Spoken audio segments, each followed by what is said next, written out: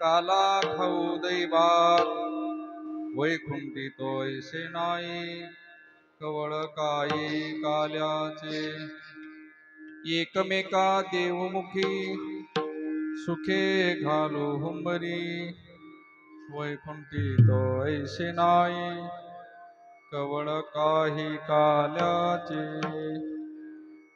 तुका म्हणे वाढवंट तुका म्हणे वाढवंट बरवे नीट उत्तम वैकुंठी तोयसे नाही कवळ काही काल्याचे यम ब्रह्मा वरुणेंद्र रुद्र मरुतस्तुन्वन्ति दिव्यस्तवै वेदै साङ्गपदक्रमोपनिषदैर्गायन्ति यं सामगा ध्यानावस्थित तद्गतेन मनसा पश्यन्ति यं योगिनो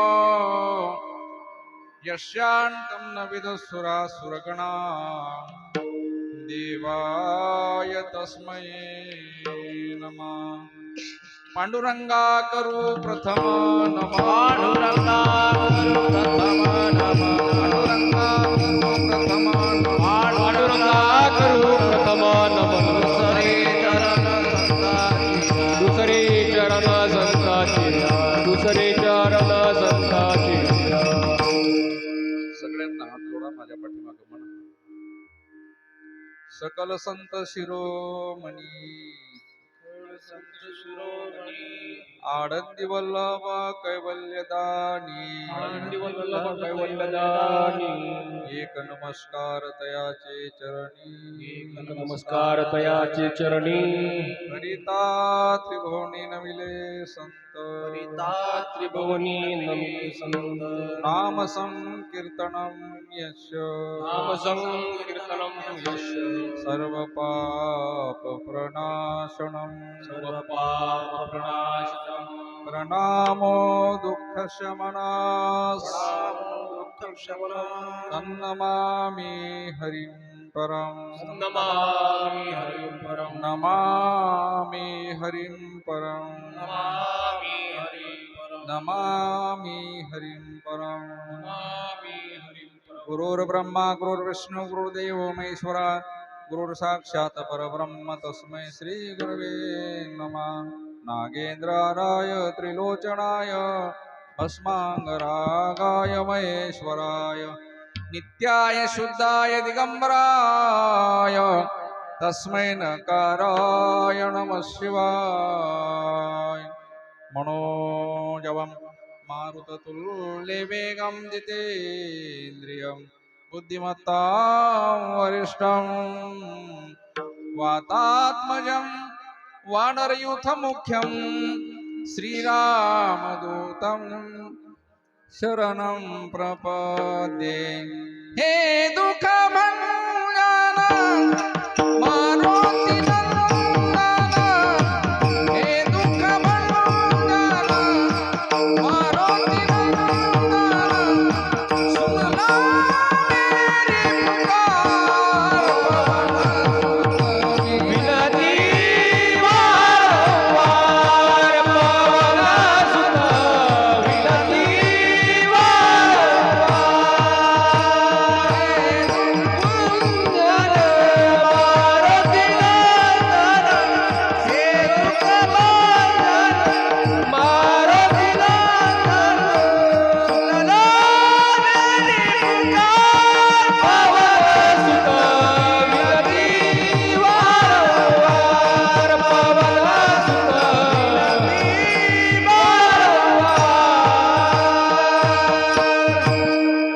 आता बंधू रंग भूमिका कीर्तनी उभय तोलका काळ मृदंग श्रोते देखा तयान मन दंडवत माझे ऐशे नमन करुणी सकळा हरिकथा बोले बोबड्या बोला अज्ञान म्हणून या फुल्या बाळा चालवी सकळा नामा म्हणे उपजुनिया पुढती काला खाऊ दई भात वैकुंठी तो ऐशे नाही कवळ काय काल्याचे प्रस्तुत प्राप्त प्रसंगी प्राप्त वेळेमध्ये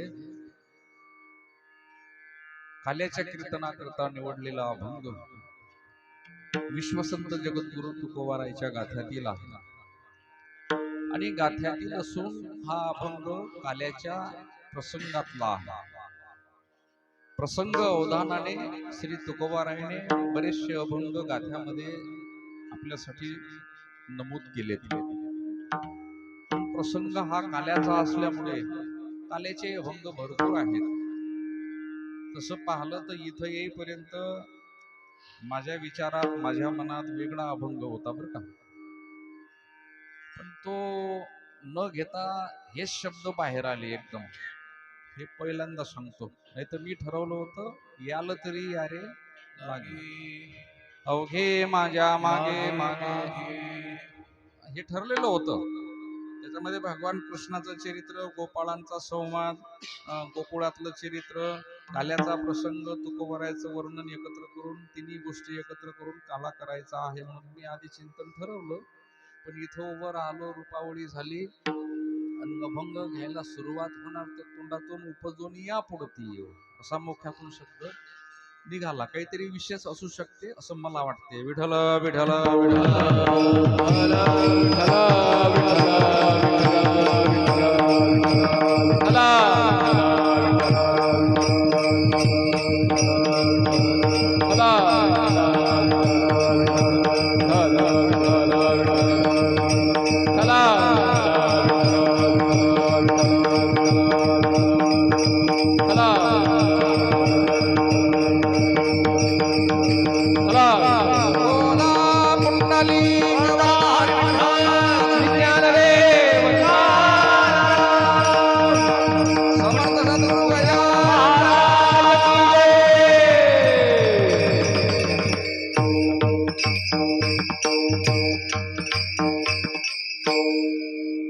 विश्वसंत जगद्गुरु तुकोबारा या अभंगामध्ये आपली अपेक्षा व्यक्त करतात, आपलं मत व्यक्त करतात की मी पुन्हा जन्माला यावं. अर्थात या जन्मामध्ये इथं जे मिळू शकत नाही आणि गेल्यावर ते तिथं मिळू शकत नाही त्याचं वर्णन करतात. हा मृत्यू लोक आहे. तुकोबाराय म्हणतात इथं जे प्राप्त होते ना ते वैकुंठामध्ये नाही, ते स्वर्गामध्ये नाही, ते कैलासात नाही.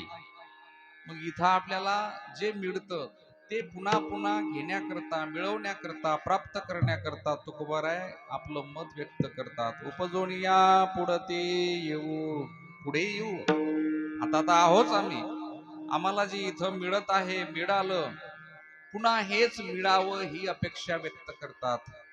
म्हणजे पुन्हा जन्माला येऊ. कशा करता येऊ तर त्याचं उत्तर पहिल्या चरणाच्या उत्तरार्धात सांगतात. काला खाऊ दही भात. आणखीन दुसराही शब्द तुकोबारायांनी ठेवला असता तर मिळालं असतं, पण तुकोबारायांनी काला हा नाम निर्देश केला. पुन्हा वैकुंठातून या ठिकाणी येऊ आणि काला खाऊ दही भात म्हणजे काल्याला एवढं अनन्य साधारण महत्व दिलं. काला हा किती महत्वाचा आहे हे पटवून सांगितलं. काला हा कोणालाही मिळत नाही. काला काय करतो, ज्याला ज्याला काला मिळाला त्यांना त्या ठिकाणी कसा आनंद प्राप्त झाला असं बरंचसं चिंतन आहे काला या शब्दाला धरून, बर का. मग काला खाण्याकरता येऊ. काला खाऊ दही भात. नुसतं काल्याकरता तुम्ही पुन्हा जन्म घेण्याकरता अपेक्षा करता तुकोबराय. एक साधक तुकोबरायांना विचारायला लागला, तुकोबराय असं काय कारण आहे नुसतं काल्याकरता पुन्हा तुम्ही येतो म्हणता. तुकोबराय म्हणतात, वैकुंठामध्ये तो मिळणारा नाही असा असलेला दुर्लभ काला वैकुंठी तो ऐसे नाही. कवड काही काल्याची. कवड म्हणजे घास आपण घेतो ना, कवड म्हणजे काल्याचा घास. वैकुंठामध्ये नाही कवड काही काल्याचे. बरं ठीक आहे, काही हरकत नाही. तुकोबाराय म्हणतात, मी जन्माला परत येण्याची इच्छा करतो, काला घेणा करता येतो, पण हा काला घेत असताना मी काही आपलपोट्या नाही एकटाच घेईल म्हणून मी तो सगळ्यांना देण्याचा प्रयत्न करतो आणि तो काला सगळ्यांनी घ्यावा. इथं मिळू शकते आणि तिथं मिळू शकत नाही म्हणून तुकोबाराय सांगतात, एकमेका देहुमुखी हा काला घेत असताना देत असताना जो आनंद आहे तो वैकुंठात नाही. म्हणून तो काल्याचा प्रसंग आज आपला इथं असल्यामुळे हा अभंग मला या ठिकाणी घ्यावा लागला. एकमेका देहुमुखी सुखे घालो हुंबरी. आनंदाचं वातावरण काल्याच्या माध्यमातून निर्माण होऊन तुम्हा आपल्याला त्या ठिकाणी हा काला भगवान गोपाल कृष्ण गोपाळांच्या समवेत आणि संत महात्म्यांनी जो काला केला त्याचं प्रसंगाचं वर्णन काल्याच्या निमित्तानं आपल्याला करायचं आहे. तुकोबाराय म्हणतात, हा काला मिळाला आणि मिळण्याकरता काला घेण्याकरता एका ठिकाणाची निवड केली. आपण इथं सप्ताह केला, हे मंदिर आहे. मी सांगितलं, म म्हणजे महानता, दी म्हणजे दिव्यता, र म्हणजे रम्यता, जिथं सदा सर्व काळ वास्तव्याला असतो. ह्या तीनही गोष्टी आनंद देणाऱ्या आहेत. म्हणून आपण त्या ठिकाणी भोगभूमीतून सात्विक भूमीत क्षणभर येऊन बसण्याचा प्रयत्न करतो, त्याला मंदिर असं म्हणतात. मग इथं आल्यावर आपल्या मनाला वेगळा आनंद प्राप्त होतो.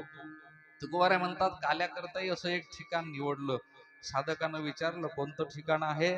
तुकोबाराय म्हणतात, ते ठिकाण आहे वाळवंट. तुका म्हणे वाळवंट बरवे नीट उत्तम. बरवे नीट आणि उत्तम असं त्या ठिकाणी वाळवंट निवडलं. वैकुंठामध्ये नाही म्हणून हा काला घेण्याकरता या ठिकाणी आम्हाला यावं असं वाटते. त्याच्याकरता महाराज सुंदर 4 चरणाचा अभंग आपण काल्याच्या प्रसंगानुरूप या ठिकाणी आणि गेल्या 7 दिवसापासून श्रीमद भागवत कथा वाचन या ठिकाणी आपण ज्या निमित्तानं करतो याला पुण्यस्मरण म्हणून एक नाव दिलं. आणि ज्या वारकरी संप्रदायामध्ये सेवा करत असताना महिला कीर्तनकार, महिला भागवतकार म्हणून आपल्या महाराष्ट्रात प्रसिद्ध त्या ठिकाणी आहेत. वैकुंठवासी सौभाग्यवती रेखाबाई विठ्ठलराव अंबुरकर यांच्या प्रथम पुण्यस्मरणाच्या निमित्ताने संपूर्ण अंबुलकार परिवार आणि श्रीमान प्रवीण भाऊ दिगंबररावजी लुधरकर आणि त्यांच्या सौभाग्यवती आणि सर्व परिसरातील असलेले भक्तगण यांच्या माध्यमातून या ठिकाणी 7 दिवसाचा सप्ताह आयोजित केला गेला. श्रीमद भागवत कथा वाचनाची सेवा माझ्या वाट्याला प्राप्त झाली. नक्कीच माझं पुण्य आहे म्हणून मला मिळाली यात शंका नाही. आणि कथा वाचत असताना अगदी मलाही आनंद वाटला. आणि या सप्ताहाची सांगता काल्याच्या कीर्तनानं होतो. सप्ताह हो 1 दिवसाचा असे ना त्याला एकटा म्हणतो आपण. सप्ताह 3 दिवसाचा असो ना, सप्ताह 7 दिवसाचा असो, सप्ताह 11 दिवसाचा असो, सप्ताह अधिक मास म्हणजे 1 महिन्याचा असो, का सप्ताह वर्षाचा असो, या सप्ताहाची सांगता काल्याच्या कीर्तनानं होते, त्याला वारकरी संप्रदायाचा सप्ताह म्हणतात. पण बाकीच्या सप्त्याची काल्याच्या कीर्तनानं सांगता होत नाही, त्याला कोणता सप्ताह म्हणतात मला माहित नाही. विठ्ठल विठ्ठल विठ्ठल.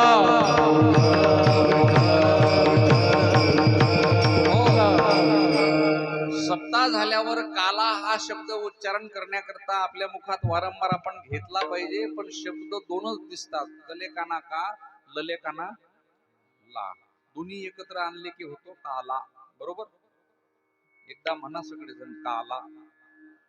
काला म्हटला तुम्ही, पण त्याच्यात तिसरा शब्द एक उच्चारण्यात आला, तो कोणता? अलेकाना आ.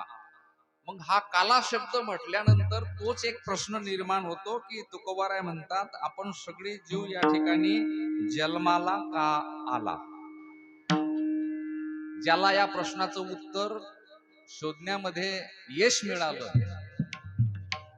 त्याच्या जीवनाचं सार्थक झाल्याशिवाय राहत नाही. काला कोणालाही प्राप्त होत नाही. काल्याकरता एखादा जवळचा माणूस दूर जातो, एखादा वाटसरू चालता चालता अनायसे त्या ठिकाणी येऊन पोचतो.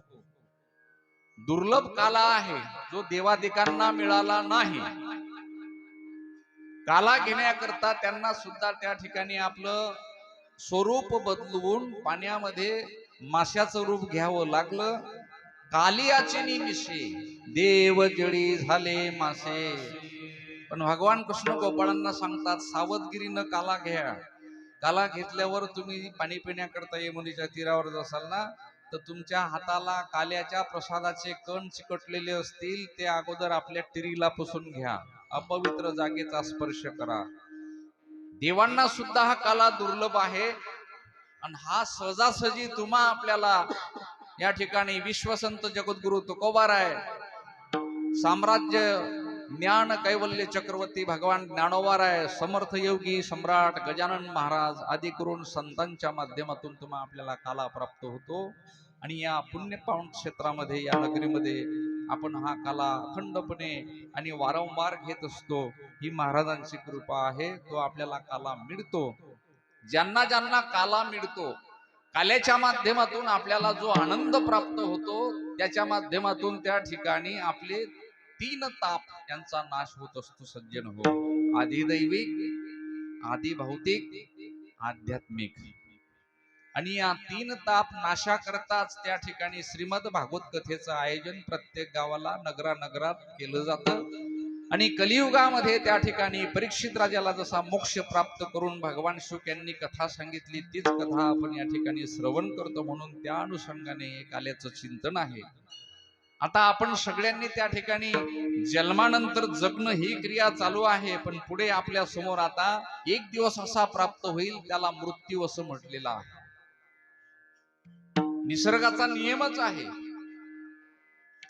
सगळे जन्माला येतात, जगतात आणि मरतात. पण आपल्याला जन्माला येण्याकरता, नरदेह प्राप्त होण्याकरता अगणित जन्माची पुण्य आपली आहे. म्हणून नरदेह प्राप्त झाला.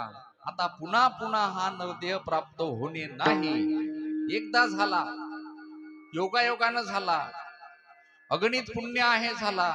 म्हणावं लागेल किंबहुना काय सांगावं सज्जन हो, की आपल्याला आंधळ्याच्या हातात जसा कावडा सापडावा, तसा नरदेह आपल्याला प्राप्त झाला. आत्मा आणि देह ह्या 2 गोष्टी एकत्र आल्या, म्हणून सचेतनपणा निर्माण झाला. ज्या दिवशी आत्मा आणि देह वेगळा होईल, त्या दिवशी नुसता आत्मा हा राहील. आत्मा हा अविनाशी आहे, न संपणारा आहे, पण देह संपणारा आहे. या देहाचा उपयोग देहात आल्यानंतर जर तुम्ही आपण करून घेतला, तर आपल्याला इथं ठरवता येते की पुढचा मुक्काम आपल्याला कसा चांगला करून घेता येईल. त्याच्याकरता देह मिळाला. अर्थात देवे दिला देहा भजना गोमाता. देवे दिला देहा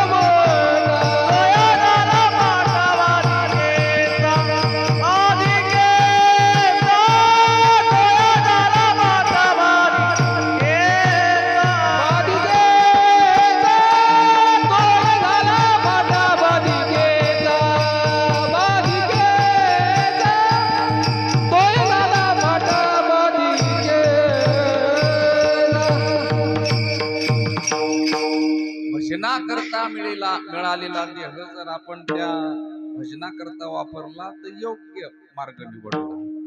पण सगळेच भजन करतील असं नाही. मिळाल्यानंतर देहाच्या माध्यमातून सगळ्या गोष्टी, सगळ्या क्रिया, सगळी कर्म माणसाला करावं लागतात. तोच एक दिव्य असा संदेश ज्यांच्या पुण्यस्मरणा आपण बसलो, रेखाबाईंनी दिला. मलाही देह मिळाला, आपल्या परिवारात इतरांना देह मिळाले, आणि देह मिळून सगळ्यांनी देहाचा त्याग केला. अर्थात आजा मेला, पंजा मेला, बाप मसना गेला, देखत देखत नातू पंतू तोही तैसा झाला. इथे नाही उरो आले होता, येरते पामर जीव किती. ही परंपरा आहे. सुभाषितकार सांगतात, पुनरुपी जननम पुनरुपी मरणम पुनरुपी जननी जठरे शयनम ये संसारे खलु दुस्तारे कृपया पारे पाय मुरारे भज गोविंदम भज गोविंदम. किती वेळा जन्माया किती वेळा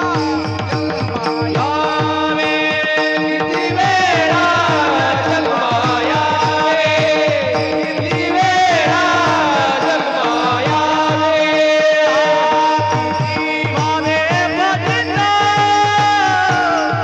किती वारे भजता किती वेळा जन्माया किती वेळा जन्माया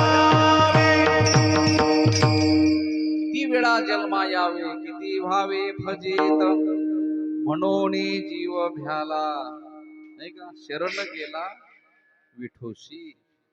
म्हणून आपण आता ज्या ज्या वयाचे असाल ना, त्यांनी ठरवायचं. मी भागवतात सांगितलं, आपलं आयुष्य वर्षानं मापू नका, महिन्यानं मापू नका, तासानं मापू नका, मिनिटानं मापू नका, सेकंदानं मापू नका. वाढदिवस साजरे करू नका. वाढून राहिलं का कमी होऊन राहिलं याचं उत्तर द्या, मग साजरा करा. कमी होते का वाढते? 80 वर्षे आयुष्य आहे, 55 वर्ष जगला, आता पुढचे राहिले कमी का शिल्लक? वाढणार कसं काय? शुभकामना केली पाहिजे, शुभेच्छा दिली पाहिजे, सद्भावना आपण जागृत केली पाहिजे, आणि ईश्वराला प्रार्थना केली पाहिजे. ज्याचा वाढदिवस आहे, जन्मदिवस आहे, त्या दिवसावर आकल्पाविष्य व्हावे तया कुळा कल्पनेची बाधा नो कोणे काळी ही संत मंडळी अशी संकल्पना, अशी सद्भावना व्यक्त करून आपण जन्मदिवस साजरा केला पाहिजे. पण आता नाना तऱ्हेनं सगळ्या गोष्टी केल्या जातात. कुठे कुठे थोडस वेगळे पण आलं त्याला. आता ते दिवे लावणं म्हणा, मेणबत्ती लावणं म्हणा, ह्या सगळ्या गोष्टी आनंदाचा क्षण आहे, हरकत नाही, औक्षवण केलं पाहिजे. पण ते लावलेले दिवे कोण्याही घरी, मुलाचा असो का मुलीचा असो, आजोबाचा असो का आजीचा असो, मात्र विझवण्याचं काम करू नये. कारण आपल्या हिंदू धर्मामध्ये दिव्याला, दीपकाला अगदी शुभ प्रतीक असं मानलं जाते, नाही का? शुभम करोती आरोग्यम धन संपदा असं आपण जर म्हणतो, तर दिवा कसा आहे आपल्याकरता? अंधकार नष्ट करणारा दीपक लावावा. आपल्या ज्ञानात भर पडली पाहिजे याच्याकरता दीपक लावावा. आपल्या जीवनातला अंधार नष्ट होऊन आपल्याला ज्ञानाची प्राप्ती होण्याकरता आपण दीपोत्सव साजरा केला पाहिजे. दिवे विझवून वाढदिवस करणं फार त्या ठिकाणी वाईट परिस्थिती निर्माण झाली. म्हणून आयुष्य वाढलं पाहिजे याच्याकरता शुभकामना करा, संतांच्या संगतीत राहा, भगवंताचं नामस्मरण करा, आपोआप सगळ्या ह्या गोष्टी प्राप्त होतील. पण इथं जगत असताना माणसाला स्वतःचंही भान राहिलं नाही, अशा पद्धतीनं जगण्याची प्रणाली समाजामध्ये सुरू झाली. आणि शेवटचा दिवस प्राप्त होईल हेही माहीत नसून तुम्ही आपण जर सैरावैरा जगत असू, तर त्या ठिकाणी ज्ञानोबाराय हरिपाठात सांगतात, आपलं मन भलतीकडे जाईल तसं शरीर जाऊ देऊ नका. मनोमार्गी गेला तो तेथीची मुकला हरिपाठी स्थिरावला तोची धन्य. म्हणून सर्व संतांनी आपल्याला सावध करण्याचं काम केलं. हरिभजनी हे धवळिले जग चुकविला लाग कडी काळाचा. म्हणून आपण संतांच्या एकदम निकट आहोत, जवळ आहोत, महाराजांच्या संगतीत आपण राहतो, बहुश्रुत आहोत, फार काही सांगण्याची गरज नाही. आणि अशा माध्यमातून भगवान सोपीनाथाच्या दरबारात 7 दिवसाची सेवा आपण या ठिकाणी समर्पित करण्याचा एक आपला शुद्ध भाव होता, हेतू होता. त्या माध्यमातून पाहता पाहता आज 7वा दिवस तुम्हा आपल्याला प्राप्त झाला. 7 दिवसातच राजा परीक्षितला मोक्ष प्राप्त करून दिला भगवान सुपानी. आणि आपल्यालाही संत कृपेने भगवंताच्या आशीर्वादाने 7 दिवसात मृत्यूला अवगत करून मोक्ष प्राप्त करून घ्यायचा आहे. आणि सरळ सरळ तुकाराम महाराज या अभंगामध्ये तर तुम्हा आपल्याला म्हणतात, हो, काळाच्या माथ्यावर पाय ठेवून वैकुंठात जाणार आहे आमचे तुकोबाराय. काय म्हटलं मी? काळाची भीती नाही, तुकोबाराय म्हणतात. एवढंच नाही तर काळ समोर येऊन महाराजांना सलाम करतो एवढा अधिकार. काळाला घाबरायचं नाही. काळ येऊ शकते, निऊ शकते, याच्याबद्दल शंकाच नाही.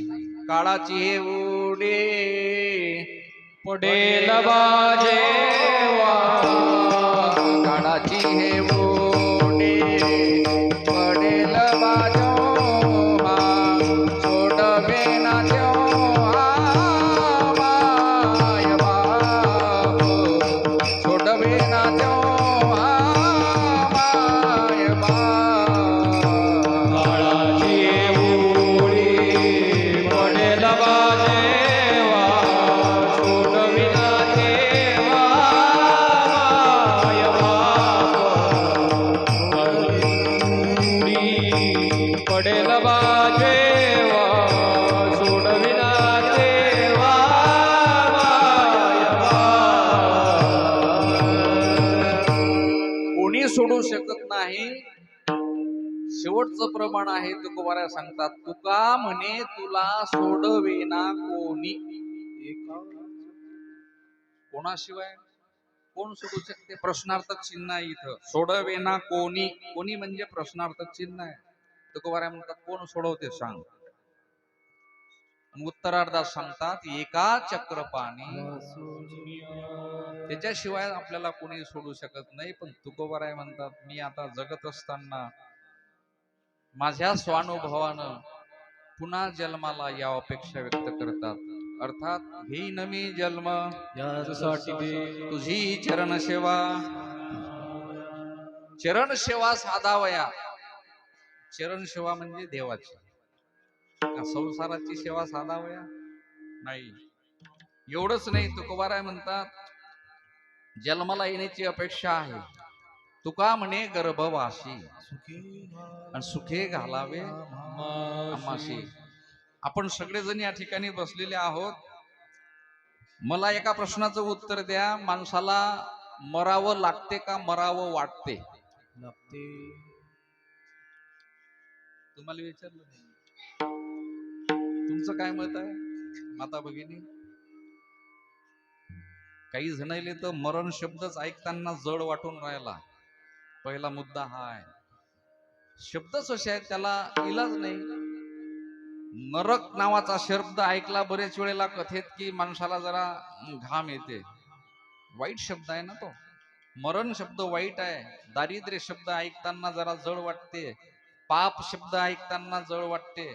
आणि चांगले शब्द ऐकताना कानाला बरं वाटते, मनालाही ठीक वाटते एकदम. पुण्य शब्द चांगला वाटते. पुण्य करते नाही करत तो भाग नंतरचा, पण पुण्य मिळालं पाहिजे ही अपेक्षा आहे. श्रीमंत राहिलो पाहिजे ही अपेक्षा आहे. मी मेल्यानंतर स्वर्गात गेलो पाहिजे ही अपेक्षा आहे. मी मेल्यावर वैकुंठात गेलो पाहिजे ही अपेक्षा आहे. मी मेल्यावर कैलासात गेलो पाहिजे ही अपेक्षा आहे. म्हणूनच पत्रिकेत लिहितात, जे शोक संदेश पत्रिका असते तिच्यात काय लिहितात? श्री रारा यांना देवाज्ञा झाली असून, आहे की नाही? त्याच्या पुढे काय लिहितात? स्वर्गीय कोणी लिहिते वैकुंठवासी, कोणी लिहिते कैलासवासी. एखाद्या माणसानं जन्मापासून जगणं आणि जगण्यापासून मरणं ह्या तीनही गोष्टीला प्राप्त करून घेतलं, पण आयुष्यात स्वतःचंही चांगलं केलं नाही, कोणाचं चांगलं करण्याचाही प्रयत्न केला नाही, असा वाईट जगला, फार दुराचारी होता. त्याची जरी पत्रिका छापली ना तर त्याच्या पुढे असंच लिहिल्या जाते, वैकुंठवासी, कैलासवासी, स्वर्गवासी. सगळ्यांना माहित आहे याले हे तिन्ही शब्द लागू पडत नाहीत, चुकीच्या ठिकाणी टाकल्या गेले. इथं टाकायला पाहिजे होतं नरकवासी. विठ्ठल विठ्ठल विठ्ठल.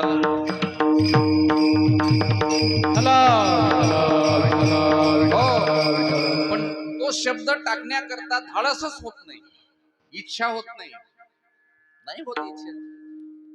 चांगले शब्द ऐका वाटतात कोणाला, मग त्या माध्यमातून त्या ठिकाणी तुकोबाराय आपलं मत व्यक्त करतात की मी आता जगत आहो, जगताना मला जाणीत हे अनिवार्य आहे, परंतु गेल्यानंतर त्या ठिकाणी वैकुंठात जो दुर्लभ असलेला काला आहे तो मिळणार नाही. म्हणून तुकोबाराय भगवंताकडे हात जोडून त्या ठिकाणी आपलं मत व्यक्त करतात अभंगाच्या पहिल्या चरणात. या पुढती येऊ उपजोनिया पुढती येऊ उपजोनिया येऊ उपजोनिया पुढती येऊ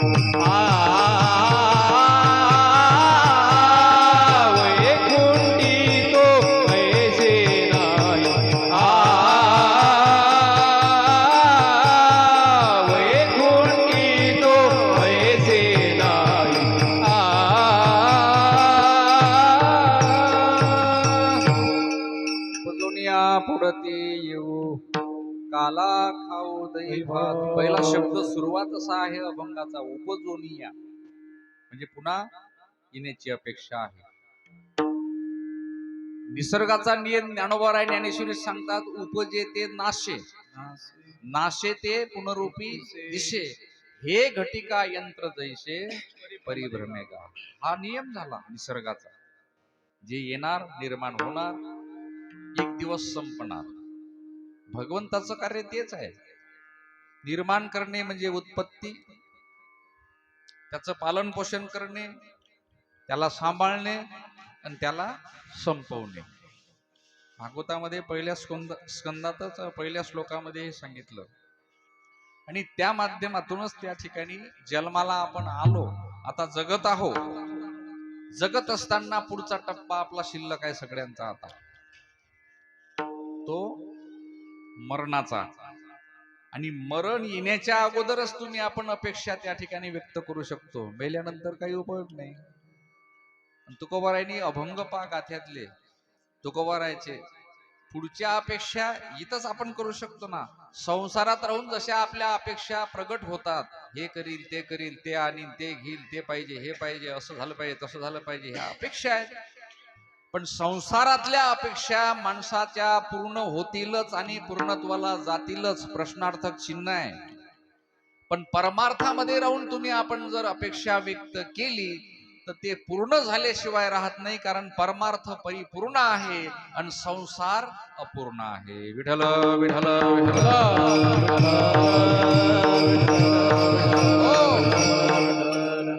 अपेक्षा केलीच पाहिजे माणसानं. त्याच्यासाठी तर एवढी सगळी धावपळ आहे. लग्न होईल का नाही, मुलगा होईल का नाही, मुलाला शिक्षण मिळेल का नाही, नोकरी लागेल का नाही, तो चांगला साहेब होईल का नाही, त्याचं लग्न होईल का नाही, त्याला मुलंबाळ होतील का नाही, तो पैसा कमावेल का नाही, घर बांधता येईल का नाही, शेती घेता येईल का नाही, गाडी घेता येईल का नाही.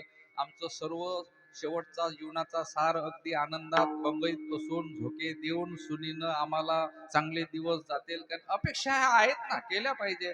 पण याच्यामध्ये काही प्रश्नाचे उत्तर हो मध्ये मोडतील आणि काही उत्तर नाही मध्ये मोडतील.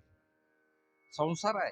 पण परमार्थात एकदा आला आणि इकडे माणूस आल्यानंतर संतांच्या संगतीत गेला की शेवट एकनाथ महाराज सांगतात संताशिवाय त्यांचं मनोरथ पूर्ण होऊ शकत नाही, पण एका जनार्दनी संतन पूर्ण करती मनोरथ. इथं अपेक्षा भंग झाली, एकही उदाहरण आजपर्यंत शास्त्रामध्ये दिलं नाही. त्याच्याकरता असं सांगितलं की तुकोबाराय म्हणतात मी पुन्हा जन्माला येतो आणि जन्माला येऊन काला खाऊ दही भात. काल्याचं असं महत्व आहे, काल्याचा प्रसाद तुम्हा आपल्याला मिळाला की तुमच्या आमच्या तिन्ही तापाचा नाश होतो. असा काला तुकोबाराय घेण्याकरता पुन्हा त्या ठिकाणी अपेक्षा व्यक्त करतात. मग तिथं काला आहे का नाही याचा विचार तुकोबाराय म्हणतात. तिथं काला नाही म्हणून तर पुन्हा मी इथं जन्माला. तिथं काला नाही, तिथं अप्सरा आहेत, फार मोठं सुंदर वातावरण आहे. तिथं जे नाही ते इथं नाही, इथं नाही ते तिथं नाही, हे लक्षात ठेवा. इथलं तिथं नेता येत नाही आणि तिथलं इथं आणता येत नाही. आणि काल्याचाच मुख्य भाग या ठिकाणी तुकोबारायांनी व्यक्त केला. मला काला हा तिथं मिळणार नाही, आणि तो काला वाळवंटामध्ये या मृत्यूलोकामध्ये वारंवार मला मिळत राहावा याच्याकरता अपेक्षा व्यक्त करून तुकोबाराय म्हणतात वैकुंठी तो ऐशे नाही कवळ काही काल्याचे. मग हा काला घेत असताना त्या ठिकाणी तुकोबाराय म्हणतात मी एकटाच नाही घेत, सगळे असे गोलाकार गोपाळ भगवान कृष्णाने बसवले. सगळ्या गोपाळांना वाळवंटात त्या ठिकाणी काला दिला. तोच काला संत महात्म्याच्या कृपा प्रसादाने तुम्हा आपल्याला वारंवार प्राप्त होत राहतो. वर्षातून काल्याचे कीर्तन करता करता कमीत कमी मी 25 ते 30 करतो. किती? 30 कीर्तन तरी काल्याचे आहेत. मग 30 वेळेला जर मला काला हा प्राप्त होत असेल तर ही संतांचं आणि भगवंताचं चरित्र वर्णन करून त्याचा आनंद मला होत राहतो. मग माझ्या मनात साहजिकपणे अशी अपेक्षा व्यक्त होणं शक्य आहे की पुन्हा पुन्हा मला हा काला मिळत राहावा. मग याच्याच करता जन्म पुन्हा मी घेत राहावं असं जर मला साधारण जीवाला वाटायला लागतं तर तुकोबाराय त्या ठिकाणी प्रगल्भ ज्ञान ज्या संतांकडे आहे त्यांची जर ही भूमिका आहे तर आपण सुद्धा त्या काल्याला महत्व दिलंच पाहिजे. आणि वारकरी संप्रदायात या काल्याला खूप महत्व आहे सज्जनो. आणि त्या माध्यमातून हा काला प्राप्त होताना आम्ही एकटे आमच्या हातावर घेत नाही, अशी पद्धती आहे, परंपरा आहे, असा नियम आहे. एकामेकांच्या मुखात हो थोडा थोडा काला आपण त्या ठिकाणी भरवतो. आणि हा काला घेतल्यानंतर तुकोबाराय सांगतात एकमेका देऊ मुखी सुखे घालू उंबरी. इथं आपलपणेपणा नाही, इथं स्वतःचा स्वार्थ साधण्याकरता आपण नाही, हा सगळ्यांना काला त्या ठिकाणी दिला जातो. आणि सगळ्यात महत्वाचा एक विषय सांगतो, वारकरी संप्रदायाची परंपरा जगाच्या पाठीवर अशी आहे की या संप्रदायात जे सगळे येतील ना त्या सगळ्यांना हा काल्याचा प्रसाद घेण्याचा अधिकार आहे. इथं हो काही विचारल्या जात नाही, आपण किती वयाच्या, किती शिकलेल्या, किती श्रीमंता, कोण्या जातीच्या, हे प्रश्न इथं निर्माण होत नाहीत. पण काही ठिकाणी तुम्हा आपल्याला मात्र तिथं निकष लावल्या जातात आणि त्या पद्धतीनं तिथला प्रसाद मिळतो, तिथला मंत्र मिळतो, तिथले सद्गुरू मिळतात, तिथले श्रीगुरू मिळतात. पण वारकरी संप्रदायामध्ये असं काहीच नाही. मंत्र घ्यायचा असेल उघडा मंत्र जाणा, रामकृष्ण हरी म्हणा. आणि काला हा सगळ्यांना आहे. देणारे संत तुकोबाराय, ज्ञानोबाराय, समर्थ गजानन महाराज आदी करून भगवान कृष्ण गोपाळांना काल्याचा आनंद देतात. आणि तोच काल्याचा आनंद देण्याकरता विशिष्ट ठिकाणाची निवड केली अभंगाच्या शेवटच्या चरणात. तुका म्हणे वाळवंट, तुका म्हणे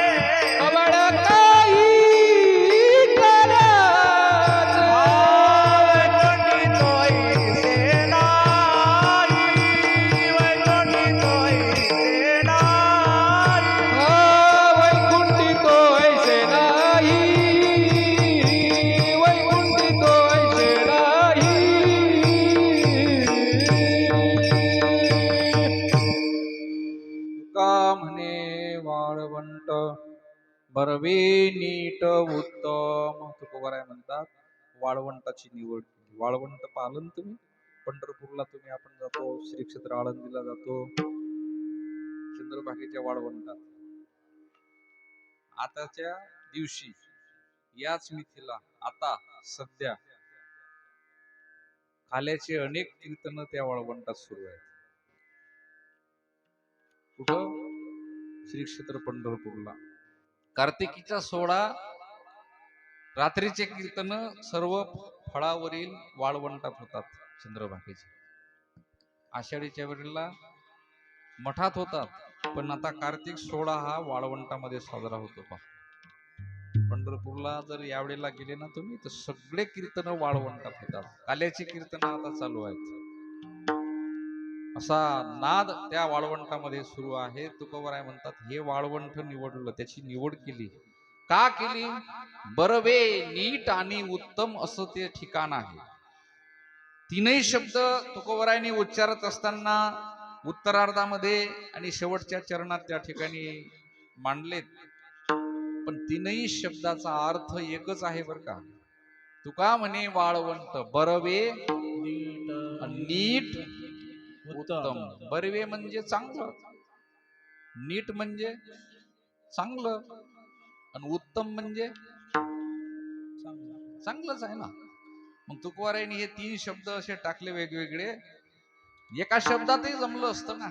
तुका म्हणे वाळवंट एकदम चांगलं आहे ना, शब्द तोच, अर्थ तोच आहे ना. पण नाही, या तीन शब्दाचाही अर्थ तुकोबारायांनी टाकत असताना काहीतरी विशेष मार्गदर्शन तुम्हा आपल्याला केलेलं आहे. वाळवंटाची निवड केली ना, जसं शब्द उच्चारताना वाक्य जरी बदलले तरी त्याचा अर्थ एक असतो. जसं आमचे महाराज नेहमी म्हणायचे कीर्तनात, कीर्तनास जागा, झाला शब्द एक, पुन्हा उच्चारतो तोच, कीर्तनास जागा, पुन्हा उच्चारतो, कीर्तनास जागा. मी असा किती वेळेला उच्चारलं तरी त्याचा अर्थ एकच होते, कीर्तनास जागा. कीर्तन करण्याकरता पाहिजे ते जागा. कीर्तनास जागा म्हणजे दुसरा उपदेश असा आहे त्यातून की कीर्तन चालू आहे, घरी झोपू नको, घरातून निघ, कीर्तनाले जागा. कीर्तनाला गेल्यानंतर सन्मुख कीर्तनकाराच्या बसल्यावर झोप घेऊ नको, कीर्तन ऐक जागीरा, कीर्तनास जागा. अर्थ एकच आहे, वाक्य एक आहे, पण अशा पद्धतीनं जसे तीन चार अर्थ निघतात तसं तुकोबाराय म्हणतात तुका म्हणे वाळवंट बरवे नीट उत्तम. कुठेही काल्याचं कीर्तन करता येत नाही, कुठेही होतच नाही. कुठेही होते का? नाही होत. अशा पद्धतीने हे आपण इथं निवड केली आणि असा अर्थ धावता भावार्थ तुकोबारायच्या मुखातून श्रवण करण्याचा प्रयत्न केला. एकदा पांडुरंगाचं भजन करू आणि काल्याच्या प्रसंगाकडे 10 मिनिटात चिंतन करून आपला प्रसंग काल्याचा थांबूया. विठोबा रखुमाई, विठोबा रखुमाई, विठोबा रखुमाई, विठोबा रखुमाई, विठोबा रखुमाई, जय जय विठोबा रखुमाई, विठोबा रखुमाई, विठोबा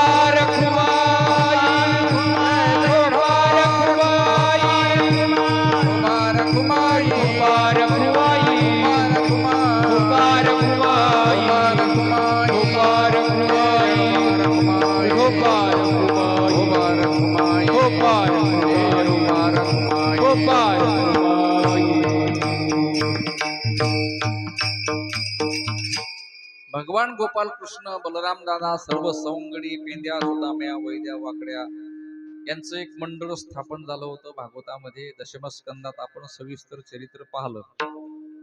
मंडळाचं नाव काय ठेवलं होतं आठवते का तुम्हाला? परवा दिवशी चरित्र पाहिलं आपण, नवनीत चोर मंडळ. आणि भगवंताला त्या मंडळाचं अध्यक्ष केलं. अध्यक्षानं जशा जशा सूचना द्यायच्या तसं सर्व गोपाळांनी त्याचं पालन करायचं ठरवलं. आणि त्यानंतर भगवान सांगायला लागले आपल्याला हे कार्य करायचं आहे, तिकडे जायचं आहे, ते करायचं आहे. अशा पद्धतीनं भगवान सगळ्यांना सोबत घेऊन ते कार्य करायला लागले. आणि ते कार्य कोणतं? त्या अनेक प्रकारच्या लीला गोकुळातल्या प्रभूच्या आपण भागवताच्या माध्यमातून श्रवण केल्या आणि त्या माध्यमातून चौर्य कर्म आहे आणि सगळ्या राक्षसांना त्या ठिकाणी संपवायचं आहे. गोपाळांना घेऊन त्या ठिकाणी गोपिकीच्या सोबत रास क्रीडा आणि तिथं आपल्याला खेळायची आहे. अशा पद्धतीनं गोकुळात राहून भगवान कृष्णाने हे चरित्र त्या ठिकाणी केलं. म्हणून कृष्णाच्या चरित्राचं उच्चारण वारंवार वारंवार वारंवार अनेकांच्या मुखातून जरी आपण श्रवण केलेलं असेल तेच ते आहे, दुसरं नसते, त्यात बदल करता येत नाही. परंतु त्याची रुची आवड निर्माण होते. याचं कारण भगवान कृष्णाचं चरित्र आपल्याला ऐकावंच वाटते, श्रवण करावंच वाटते. अशा पद्धतीनं भगवान कृष्णाचं चरित्र आहे आणि सर्व सवंगडी भगवान कृष्ण यांच्या समवेत त्या ठिकाणी चोरी करण्याकरता, अनेक गोपिकांचं प्रेम आकृष्ट करण्याकरता, त्यांचं चित्त हरण करण्याकरता भगवान त्या ठिकाणी ते कार्य करायला लागले. चोरी करण्याची गरज नसून 9 लक्ष गायी नंदबाबाच्या घरी आहेत, सगळ्या गोष्टीची उपलब्धता आहे, तरी सुद्धा आपल्या गोकुळामधले असलेले सगळे तळागळातले अशक्त असणारे सर्व गोपाळ सोबत घेऊन त्यांना सशक्त करण्याकरता एक अभियान राबवलं. त्याचं नाव आहे दया दुधाची चोरी.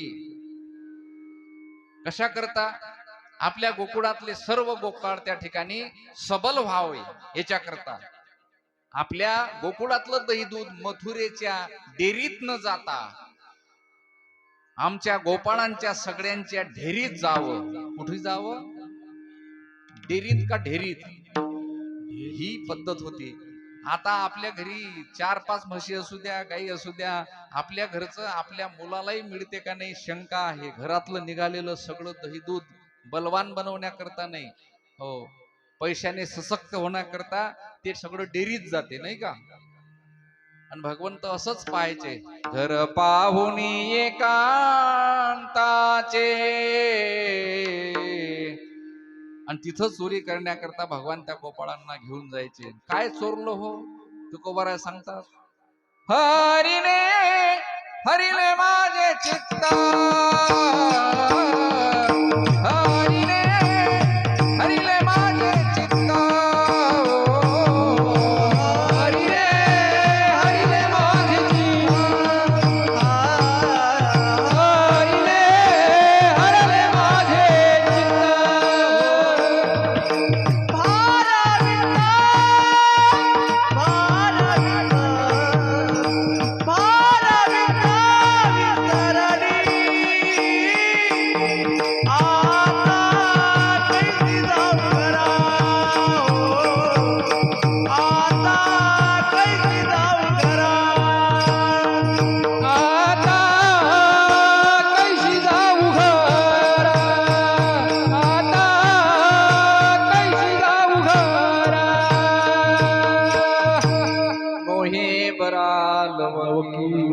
अर्थात चित्त चोरीले नंदाच्या नंदनी. तुका म्हणेने गरुड ध्वजे, प्रत्येकाचं मन चित्त आकर्षित केलं, तोच भगवान कृष्ण. अशा चोऱ्या केल्या, लीला केल्या, खोड्या केल्या, अनेक अनेक अनेक अनेक खोड्यांचं वर्णन त्या ठिकाणी दशमस्कंदामध्ये आणि गवळणीच्या माध्यमातून, रूपकातून, रूपावळीतून त्या ठिकाणी केल्या गेलं. चोरी करता करता करता करता करता हो असे गाराणे यायला लागले, खोड्या जास्त वाढल्या आणि गोपिका सोबत येऊन नंदबाबाच्या वाड्यात यशोदेला गाराणे सांगायला लागल्या. यशोदे यशोदे कृष्णाला सांगावे, गोकुळी राहावे की जावे. यशोदा ही ऐकत असताना पुन्हा आपल्या शुद्ध अंतःकरणानं उत्तर द्यायची. त्या गोपिकांना म्हणायची, अगं तुम्ही हे गाराणे घेऊन येताना माझा मुलगा कसा आहे तुम्हाला माहित नाही. सावळा गे चिमणा माझा, गवळणीत शोभे राजा.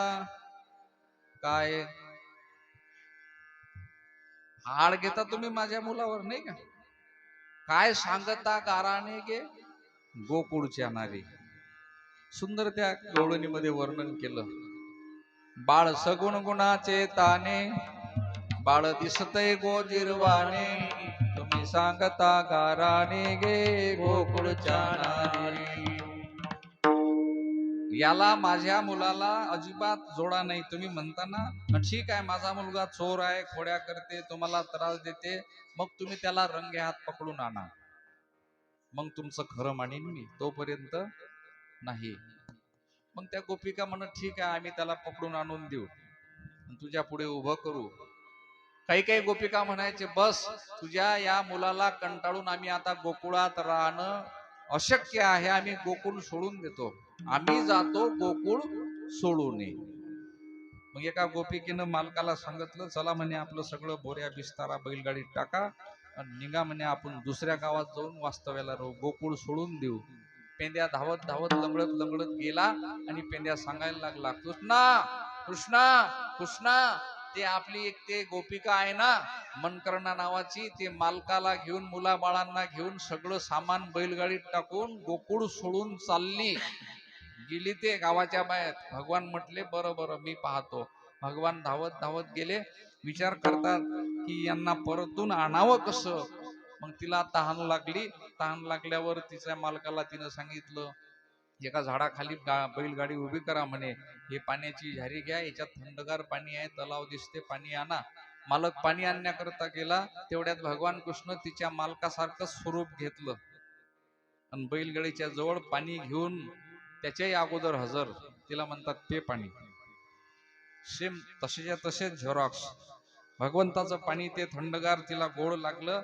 बैलाचे दोर हातात धरले, बैलगाडी सुरू झाली. जो ओरिजिनल होता तो मागून पाणी घेऊन येत असताना आवाज देतो मनकर्णा अगं पाणी तर पे, पाणी आणलं.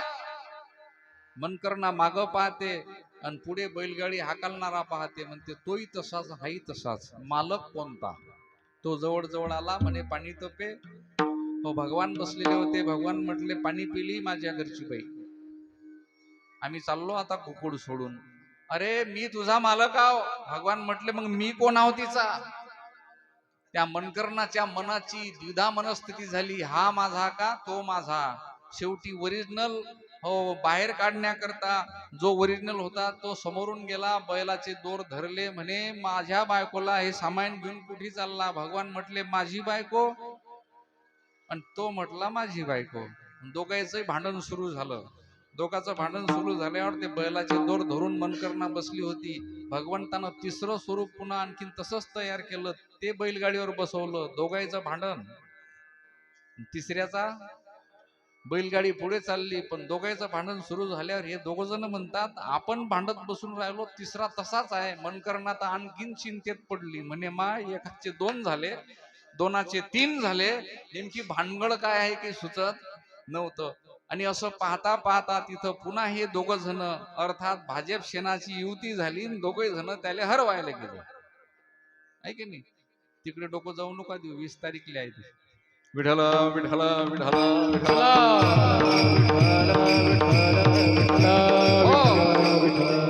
आणि मग याच्यात दोन झाले डुप्लिकेट आणि एक झाला ओरिजिनल. या दोघांना तो तिसरा खाली ओढला, पुन्हा चौथा झाला, बैलगाडी घेऊन सुरू झाला. मग दोन झाले डुप्लिकेट. दोन डुप्लिकेट जे होते त्यानं ओरिजिनल ठोकणं सुरू केला. बेदम नाही होईल का तो. असा ठोकला असा ठोकला, मग झाले चार. चार झाल्यावर तिनं विचार केला, म्हणे आता तर खूप गडबड झाली. पाहता पाहता 5 जण सारखेच दिसायला लागले.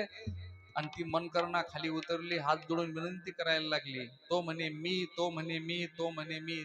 तिनं ते सगळंच्या सगळं वापस घेतलं. त्या 5ही नैलय नंदबाबाच्या वाड्यात आणलं. नंदबाबाची प्रार्थना केली, हात जोडले, म्हणे बाबा मी चुकली, मला क्षमा करा, मी गोकुळ सोडून जाणार नाही, पण एक विनंती करतो, माझा यातला ओरिजिनल कोणता आहे तो फक्त निवडून द्या.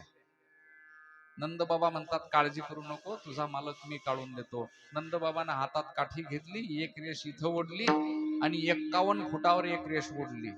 आणि नंदबाबानं आव्हान केलं, या रेषीपासून त्या रेषीपर्यंत मनकर्णा जो उडी मारेल पाय न टेकवता तो तुझा मालक. आणि 4 जण तैनात होते उडी मारायले. पण जो ओरिजिनल तिचा होता तो म्हणे आपली तर काही ताकद लागत नाही बुवा, तो 4 जण खाली बसला. म्हणे माझ्या बापालाही हे शक्य नाही, मी करू शकत नाही. हो भगवान त्या ठिकाणी चौघे जण तत्पर होते. नंद बाबा म्हणतात बस ज्याची हवा गेली तो तो तुझा मालक. विठ्ठल विठ्ठल विठ्ठल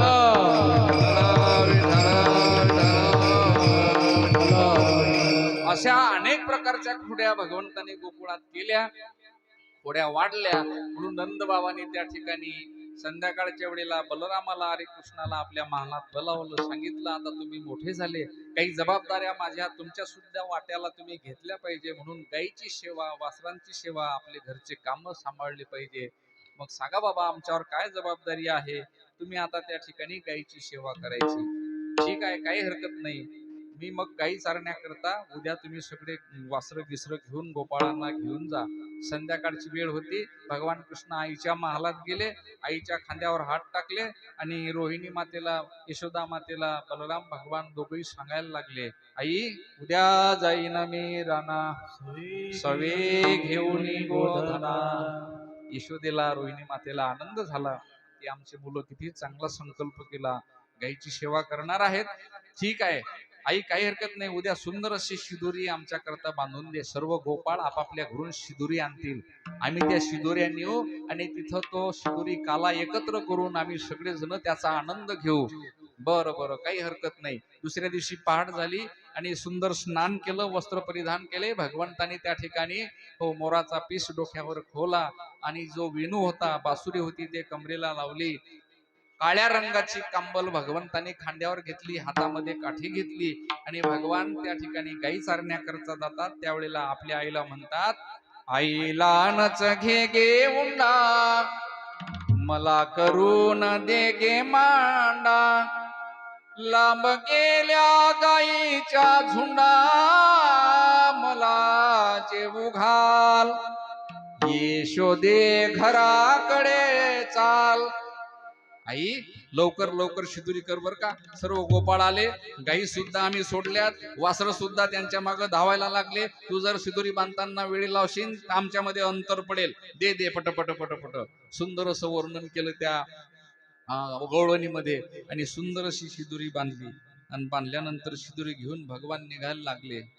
खांद्यावरी कांबळी, हातामध्ये काठी, धेनू चारित असे सावळा जग जेठी. आणि भगवंताची ती सुंदर अशी छबी भगवान निघाले. त्यावेळेला सर्व गायी वासर निघाले आणि गोपाळ सुद्धा आनंदाने शिदुऱ्या घेऊन निघाले. गायी गोपाळ, गायी गोपाळ, गायी गोपाळ सवंगडी वना. गायी गोपाळ सवंगडी वना, गायी गोपाळ सवंगडी वना, गायी गोपाळ सवंगडी वना. गाई गोपाळ, गोपाळ गाई गोपाळ, गोपाळ गाई गोपाळ सवंगडीवाला. गाई गोपाळ सवंगडीवाला. गाई गोपाळ सवंगडीवाला. गाई गोपाळ सवंगडीवाला.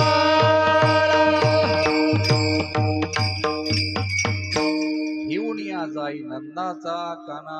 गायी त्या ठिकाणी नेल्यानंतर गायी सरतायत, वासर सुद्धा सरतात, टुणूक टुणूक उड्या मारतात. भगवान गायी सरतात म्हणून त्या ठिकाणी अनेक प्रकारचे खेळ खेळतात. खेळाचं सुद्धा वर्णन सुंदर तुकोबारायांनी अनेक अभंगामध्ये केलं. खेळ एका प्रकारचा नव्हता. क्रिकेटचा खेळ म्हणजे खेळत होती चेंडू फळीचा धाव, म्हणजे चेंडू फळी. हो हमामा पोरा हमामा, घुमरी वाजे हमामा. हे जे विटू दांडूचा खेळ, आता हे खेळ लोप पावत चालले.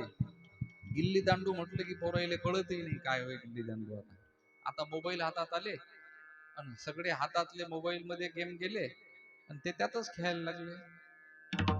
त्याच्यावर नाही, आता दुसरेच गेम आले. अबक दुबक तिबक त्रिगुण खेळ मांडू, खेळ वेटी दांडू पोरा, खेळ वेटी दांडू. अभंगात वर्णन केलं.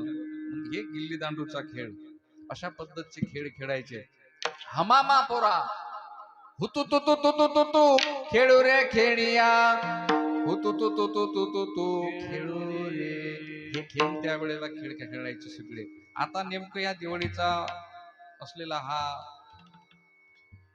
प्रसंग गेला. आमच्या गावात अजूनही ग्रामीण भागात खेड्या भागात तुमच्या इथं काय माहित पण त्या माळीचा जो आता सण येते ना त्या माध्यमातून 15 दिवस सलग माता भगिनी खेळ खेळतात संध्याकाळच्या वेळेला. पिंगा ग बाई पिंगा है की नाही. पिंगा ग बाई पिंगा. फुगडीचा खेळ. खेळ फुगडी बाई खेळ फुगडी हे खेळ खेळतात ना. शकुंतला न यावे टिकली मारू न जावे असे खेळ असायचे. आता बंद झाले. आता जुनी शकुंतलाही राहिली नाही. हो आता जरा बदललं ना काम. आता ते खेळ खेळतानाही लाज वाटते त्याच्यामुळे शरीराला त्रास होते ना सगळा. हो जेवढं आपण हे सगळं पाहतो ना पूर्वीच आता लोप पावत चाललं. मग आता पुढे चालून काही ठिकाणी असं दाखवा लागेल याले हा खेळ म्हणतात. पण वारकरी संप्रदायामध्ये खेळाचंही सुद्धा वर्णन त्या ठिकाणी संतांनी तुमच्या आमच्या समोर केलं. भारुडाच्या माध्यमातून आनंद दिला. असे अनेक प्रसंग आहेत. भगवंतांनी ते खेळ गोपाळांच्या सोबत खेळले आणि खेळता खेळता सगळ्यांना भूक लागली म्हणून त्या ठिकाणी भगवंताकडे सर्व गोपाळ एकत्र होऊन समोर आले आणि विनंती केली. खांदी भार पोटी भूक काय खेळायाचे सुख. भगवंतानं विनंती मान्य केली. भगवान म्हणतात एका अटीवर आपण सगळे एकत्र बसून जेवणार आहोत काला घेणार आहोत. पण काय करावं लागेल. चला वळू गाये चला वळू गाये येऊ बैसो एके ठाई जेऊ बैसो एके ठाई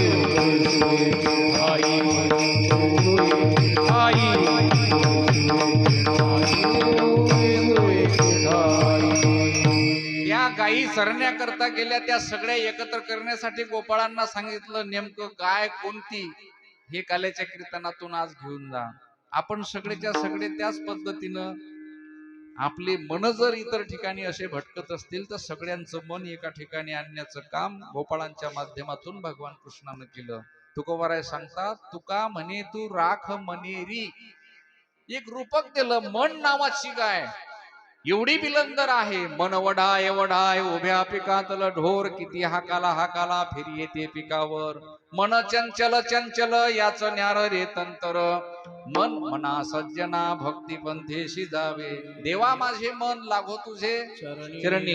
हे सगळे मनाकरता उपदेश आहेत. म्हणून मन ओढाय ओढाय अशी ही आपली असलेली गाय आपल्याला एकत्र आणायची आहे. देवाच्या चरणावर तिला समर्पित करायची आहे. सगळ्या गायी ओढून आणल्या पण एक मात्र पांढऱ्या रंगाची गाय ओढून आणताच नाही आली. ते मन रूपी गाय. भगवंतांनी शेवटी वेणू काढला. वेणू वाजवला.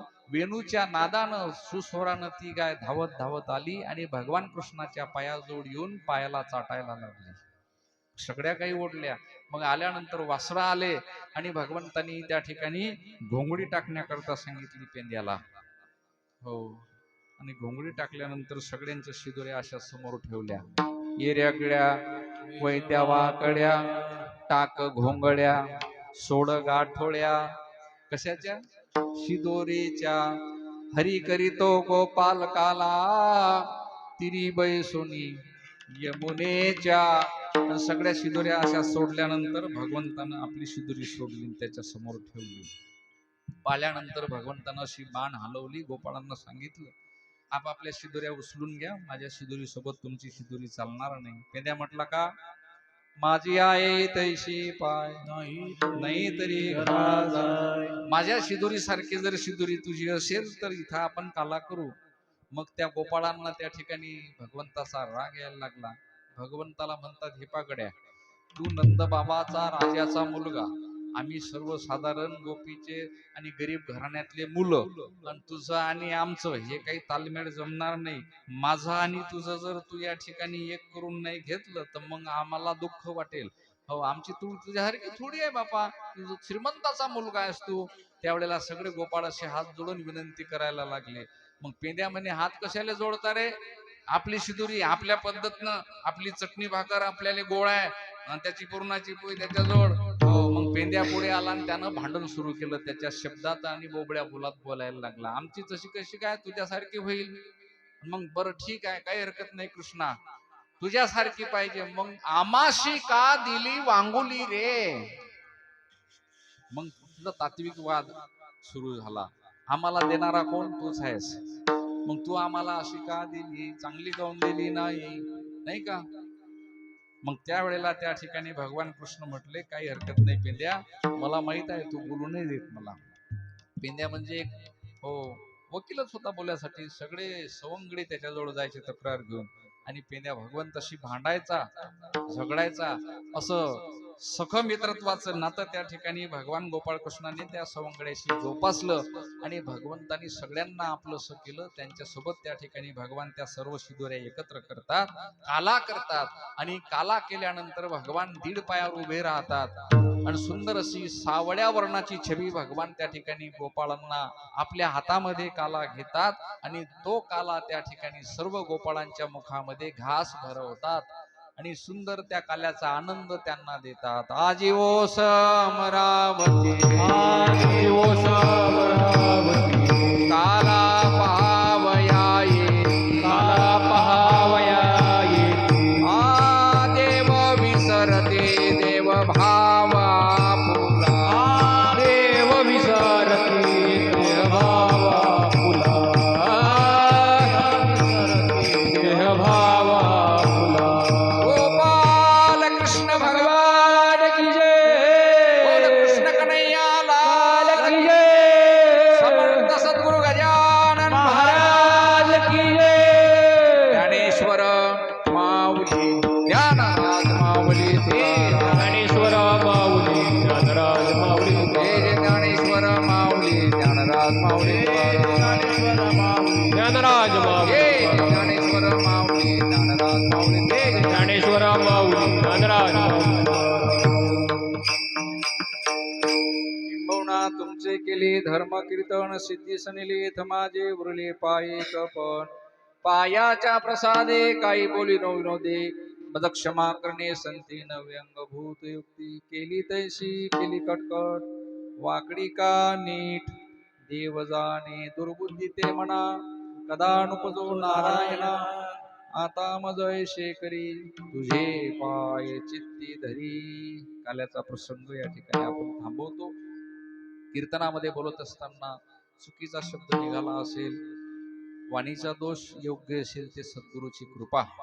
आपल्या सप्ताहाची सांगता म्हणून भगवान कृष्णाने जो काला दिला, तोच काला समर्थयोगी गजानन महाराज यांच्या साक्षीने भगवान सोपीनाथ यांच्या दरबारात आपण या ठिकाणी सांगतीच्या निमित्ताने आपल्याला मिळणार आहे. आणि अशा पद्धतीनं 7 दिवस पूर्ण झाले. सगळ्यांनी कथा श्रवण केली. काल्याचा प्रसंग माझ्या वाट्याला आला. आपण सर्व या ठिकाणी उपस्थित झालात त्याबद्दल सगळ्यांना धन्यवाद देतो. विशेष करून सर्व माझ्या पाठीमागं असणारे आमचे